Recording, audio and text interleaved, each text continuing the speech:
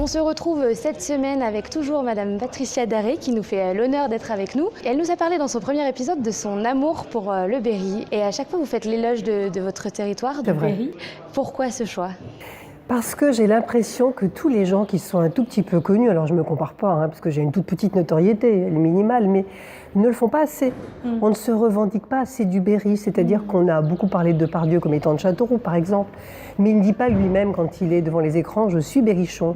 On parle de Michel Denisot qui vient régulièrement ici, mais lorsqu'il est devant les caméras, il n'a jamais dit « je suis berrichon ». Et en fait, je trouve qu'il y a une espèce de timidité à revendiquer son territoire. Donc c'est pour ça que moi, je le revendique dès que je peux. Je n'en ai pas honte, au contraire, j'en tire une belle fierté. Et je trouve que tous les acteurs et tous ceux qui sont originaires du Berry devraient le dire un tout petit peu plus. Ça permettrait aussi au Berry d'être un peu plus connu et aux gens de s'interroger sur ce territoire et de savoir où il se trouve, parce que pas beaucoup de Parisiens savent où se trouve le Berry. C'est vrai. Et vous parlez, d'ailleurs, vous parlez le berrichon. Oui, je parle le patois. C'est une vieille histoire. C'est quand j'étais petite. Mon prof au collège, mais bien avant, parce que je l'ai toujours connu, c'était Jean-Louis Boncoeur. C'était un poète berrichon qui a écrit beaucoup de choses. C'était un monsieur qui faisait des sketchs, qui se produisait tous les week-ends en berrichon. Et en fait, j'ai toujours entendu parler berrichon. En plus, mes voisins allaient danser et répéter chez les gars du Berry, qui était le groupe folklorique qui existe toujours à Nohant. Donc j'ai toujours été élevée, même si mes parents n'étaient pas d'ici, qui sont arrivés pour ma naissance, j'ai toujours été élevée dans ce contexte. Et donc j'ai appris, malgré moi, le patois. Et vous continuez à faire une chronique justement dans une radio locale qui s'appelle France Bleu Berry d'ailleurs. Je fais la chronique du Dédé des Orgneux, une chronique en patois, où je vais chercher du patois, qui n'est jamais le même d'ailleurs, puisque du nord au sud, on ne parle pas le même berrichon en Berry, d'une commune à l'autre, on ne parle pas le même berrichon. Mais ça m'amuse et je trouve que c'est bien aussi aujourd'hui, à une époque où tout va être oublié, je sais que tout va être oublié, qu'on va lâcher tout ça, et d'en parler encore. Peut-être une des dernières qui en parlera encore, je ne sais pas. Et vous le pensez, le transmettre, ce savoir ? Non, je ne transmettrai pas, il n'y a plus de transmission possible. Chez les jeunes, il y en a très peu. Je pense à Jules Michaud, qui est un garçon qui a 21 ans, qui fait ses études de médecine, qui est à Saint-Ouen, et qui lui parle patois parce que son père lui avait enseigné. Et lui fait des chroniques en patois aussi, des petits spectacles. Mais c'est fini. Je sais que ça ne sera plus transmis comme dans beaucoup de régions où le patois, je ne parle pas des langues régionales qui elles fonctionnent, mais le patois ne sera plus transmis. Il s'éteint peu à peu. Hélas. Hélas.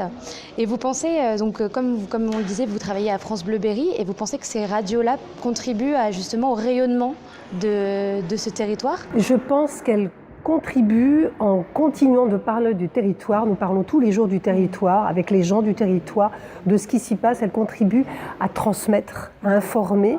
C'est un moyen important pour parler encore de ce qu'on y fait. Il y a en plus en Berry une certaine timidité. Les gens ne revendiquent jamais ce qu'ils font. Il y a une espèce de pudeur, de timidité. On ne sait pas vendre ici. On a des choses magnifiques, on ne sait pas les vendre. On est là aussi pour aller faire la promotion de tout ce qui est à voir, à entendre sur ce territoire berrichon. Et j'espère que c'est encore notre rôle. Oui. Et je souhaite que ça dure encore. Comment inciter les jeunes qui souvent, dans le cadre de leurs études, quittent le Berry, comment les inciter à rester, ou du moins à partir quelque temps et leur dire après, revenez avec votre expérience ? Eh bien oui, il faudrait pour les inciter d'abord qu'on propose des choses à ces jeunes.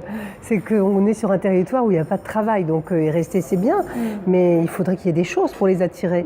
Et là, ça ne dépend plus de ces jeunes, ça dépend vraiment des services publics, des politiques, des décisions politiques, d'instaurer ou pas des choses qui attirent les jeunes et qui leur permettent de rester et de développer un peu plus nos territoires. Dernière question sur ce thème, vous pensez que vous quitterez le Berry un jour ?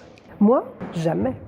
J'y suis revenue, mais depuis très longtemps. Lorsque j'étais jeune, j'étais étudiante et j'étais à Bologne, en Italie. Je faisais mes études à l'université de Bologne. Donc j'étais en Italie. J'étais en colocation avec des étudiantes iraniennes, siciliennes, anglaises. Et on partageait des appartements. Je me disais, jamais je reviendrai en Berry. À cette époque-là, je disais, ben non, je vais continuer de parcourir le monde et d'aller étudier. Je voulais partir aux États-Unis. Bon, bref, j'ai eu toute une vie. Et puis un jour, j'ai rencontré un copain étudiant dans une boum à Bologne qui m'a regardé les lignes de la main et qui m'a dit, tu vois, tu rentreras chez toi et tu vas y rester toute ta vie. Et j'ai dit, mais il est crétin. Mais c'est pas vrai, jamais je rentrerai en Berry. Je suis rentrée en Berry pour des raisons familiales. Je m'y suis mariée et j'y suis encore. Et je pense que je suis tellement attachée à cette terre que je n'en partirai jamais. Voici un très bon exemple que nous, on veut diffuser auprès des jeunes qui nous suivent. Alors voilà, prenez l'exemple sur notre invitée, Patricia Daré.